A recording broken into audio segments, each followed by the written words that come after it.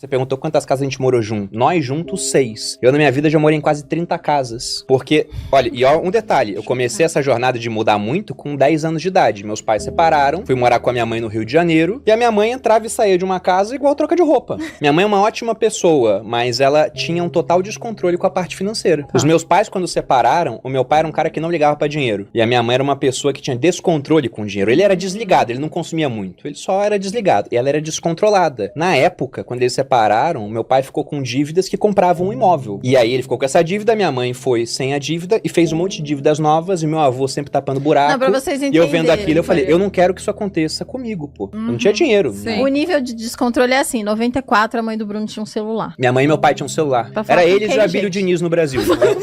Era total descontrole. Eu não queria que isso acontecesse na minha vida. E aí, eu sempre falei, desde pequeno, eu vou ser rico. Eu sempre falava isso. A minha avó fala que quando eu tinha, sei lá, uns 10 anos, 10, 11 anos, foi a época que o real, ele varia 1 pra 1 com o dólar. Em 98 deixou de valer. Foi direto, né, 2 pra 1. E eu fazia a conta e falava pra minha avó, vou ter tantos dólares quando for mais velho. Tantos dólares, não sei o quê. Daí minha avó, mas por que dólar? Se a nossa moeda é o real, daí eu falava, porque o dólar vale mais. Eu sempre quis ter dinheiro. Eu sempre falei, vou ser rico, vou ser rico, vou ser rico. Eu só não sabia como é que eu ia fazer isso. Eu não sou contra alguém comprar uma casa. Não é isso. Mas é que o brasileiro compra muito mal. Porque o que ele faz? Ele não tem dinheiro, ele dá aquela entrada mínima e aí faz um financiamento que pra caber no bolso ele vai parcelar em 35 anos. Aí paga 5 casas. Não, o cara vai pagar 2 casas, não vai chegar a pagar 5. Só que ele tá pagando um caminhão de juros pro banco e depois o pessoal fala, nossa, o lucro do banco é bilionário.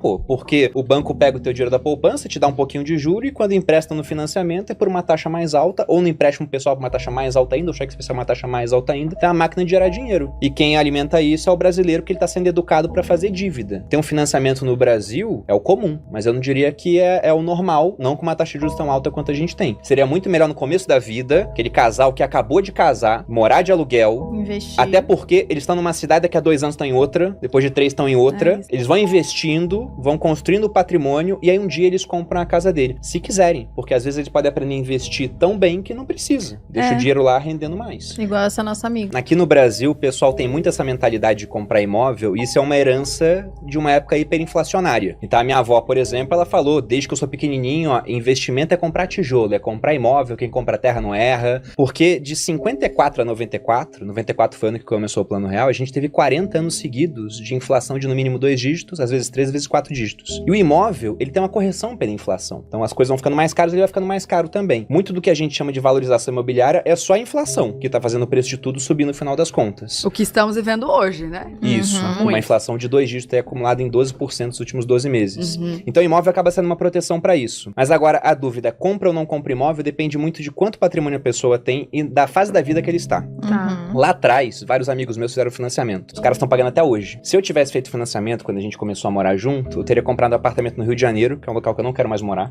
Esse apartamento não atenderia a gente mais, porque simplesmente vai mudando a propriedade da família. Nossa vida mudou, Nossa vida mudou. Ia comprar apartamento pequeno, daqui a pouco vai ter filho. Mudaram, Então não ia caber. A gente mudou de cidade, mudou de emprego. Lógico que eu poderia revender esse apartamento, mas o ponto é também o que eu fiz com o dinheiro. Porque na hora que eu compro um apartamento, eu tô imobilizando, se eu não fizer um financiamento, que é uma ótima hipótese, quase todo o capital que eu teria em uma única aplicação, digamos assim. Tudo bem que eu deixo de gastar com aluguel, mas eu tô concentrando muito risco. Ela deu exemplo, você tem um vizinho mala, mas tem gente que compra um apartamento e um prédio que depois tem um defeito estrutural, por exemplo. E o cara colocou todo o patrimônio dele lá. Isso sem considerar financiamento, em um país de juros muito altos. E o ponto é que a gente não quis comprar pra investir o dinheiro. E foi ótimo. Foi uma das melhores sacadas que a gente teve na vida. E até você perguntou, agora não tá valendo a pena comprar, né? E na minha visão, depende muito. Porque hoje tá ridiculamente fácil, e eu não sou uma pessoa que usa esse tipo de jargão no mundo financeiro, mas é porque tá muito fácil você ganhar 1% ao mês. A gente tá na taxa de juros que tá em 12,75%. Isso é 1% ao mês pra você investir na renda fixa mais conservadora que existe aqui no Brasil, que é emprestar dinheiro pro governo. Isso quer dizer que se você investe, só simplificando pra galera que não entende nada, se você investe 500 mil, você ganha 5 mil por mês. Se você tirar, você segue ganhando 5 mil por mês. Então, aí, é uma coisa que não acontecia nos últimos 4 anos, amor. Pois é, desde 2015. E aí tem um ponto bem interessante. Tá, 7. Se uma pessoa compra, ela tem 500 mil, pode investir pra ganhar 5 mil ao mês. Ou ela pode comprar um imóvel pra alugar pra você. Quanto que é o aluguel de apartamento de 500 mil? Não é 5 mil. Muito menos. Uns 3 e pouquinho. Uhum. Então, Sem cara, ele ganha muito contar menos. Que as pessoas às vezes acham que vai valorizar, né? Mas tem a depredação do imóvel. Você não sabe quem vai morar lá. Se vai ser uma pessoa que é cuidadosa, ou se é uma pessoa que tem cachorro, que vai ficar, né? Que não cuida do patrimônio ali, do lugar. Então tem todas essas questões. Então são muitas coisas para ser levadas em conta, né? Hoje a gente comprou a nossa casa porque o patrimônio que a gente investiu na casa é uma porcentagem muito pequena do que a gente tem no todo. Então é quase uma diversificação, né? A gente... É uma diversificação. É. Porque o pessoal pergunta, o que mudou? Eu tenho vídeos assim, aluguel é melhor, aluguel é melhor, aluguel é melhor. Eu comprei uma casa, o pessoal, tá vendo? Safado! Tá enganando a gente. E começa lá a falar um monte de coisa. Aí eu sempre falo, o que mudou na minha vida? Eu ganhei muito mais dinheiro do que eu sonhei que eu teria um dia. Foi esse basicamente o ponto que mudou. E aí tem um ditado do economista que eu gosto muito, que é o Mises, um economista austríaco, que ele fala que o homem rico pode se dar ao luxo de adotar caminhos insensatos por mais tempo do que o pobre. Então, comprar uma casa, por mais que a casa seja boa, bonita, ela venha se valorizar com o tempo, não foi a melhor alocação do meu dinheiro. Não foi. Eu tenho amigos que moram no mesmo condomínio que a gente, de aluguel, e pagam uma nota de aluguel. A Malu sempre fica assim, meu Deus, é muito dinheiro pra pagar de aluguel. Só que esse mesmo dinheiro investido rende mais do que o dobro pra eles. Entendi. Então eles botam o dinheiro em fundo imobiliário, por exemplo, que tá pagando também vários 1% ao mês, eles tiram dinheiro, pagam o aluguel e ainda sobra um dinheirão. Resumindo. Depende do quanto de patrimônio você tem, depende do sonho. Eu falo pro Bruno, né, igual o casamento. É seu sonho? Então não tem discussão, você vai fazer e aí você faz. É o seu sonho ter uma casa? Eu acho que tem a discussão do quando.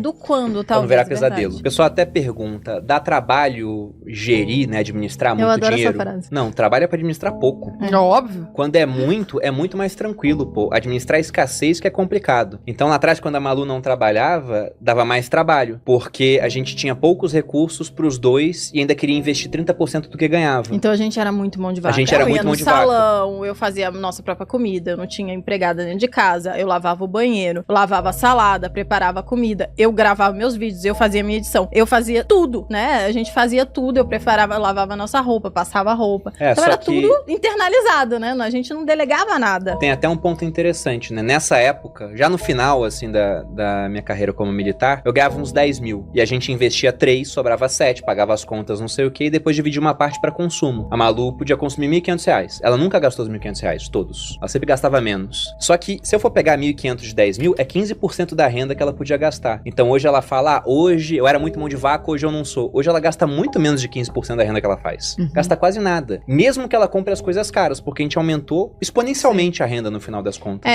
Geralmente as pessoas criticam, né? Igual, sei lá, eu lembro que no passado tinha, fulano que o jogador de futebol foi na balada e gastou R$100 mil numa balada. Aí falam, isso é um absurdo, sendo que o cara ganha milhões, né? Então isso é uma porcentagem muito pequena do salário dele. Enquanto o pessoal vai na balada e gasta R$5 mil, né? E acha que tá arrasando e que tá tudo bem, sendo que ele ganha, sei lá, 10. Ou seja, metade do que ele ganha e ele gastou. Então é bem diferente a porcentagem. E é isso que faz a diferença no final das contas. Agora, a dica que eu daria para as pessoas que estão começando agora é, de fato, começar pelo início. Porque o que eu vejo no Brasil é um país onde 70% das famílias têm dívidas. O cara cheio de dívida, ele fala, agora eu vou investir. Só que ele vai investir para ganhar 10% ao ano, enquanto ele deve, a dívida cresce 14% ao ano. Não fecha. Então a primeira coisa é, senta com a tua família, para não ser o chato da casa, senta com a esposa, faz um orçamento para ver, olha, a gente ganha X, tem que gastar menos de X para sobrar dinheiro, para quitar a dívida mais rápido e para começar a investir. Então esse é o ponto. O pessoal equilibrar o orçamento. Porque se o cara começa a investir sem equilibrar o orçamento, ele investe, ganha um dinheirinho, daqui a pouco ele tem que tirar tudo para pagar alguma coisa que apareceu, porque ele não tem uma reserva de emergência, ele não se preparou. Então comece pelo começo. Orçamento, gasta menos do que ganha, faz poupança, se livra de dívida, nunca mais faça dívidas, e aí você começa a investir. Na hora de começar também, opte por aplicações que sejam mais fáceis de serem vendidas, digamos assim, de você retirar o dinheiro. Que o pessoal muitas vezes fala, vou começar super animado, aí se mete num negócio que tem 5 anos pra vencer, 3 anos pra vencer. O cara investe há um mês e tá imaginando que ele pode ficar 3 anos sem o dinheiro. Longo prazo. Então começa sendo conservador, renda fixa, com muita liquidez, né? Pode voltar rápido pra sua mão.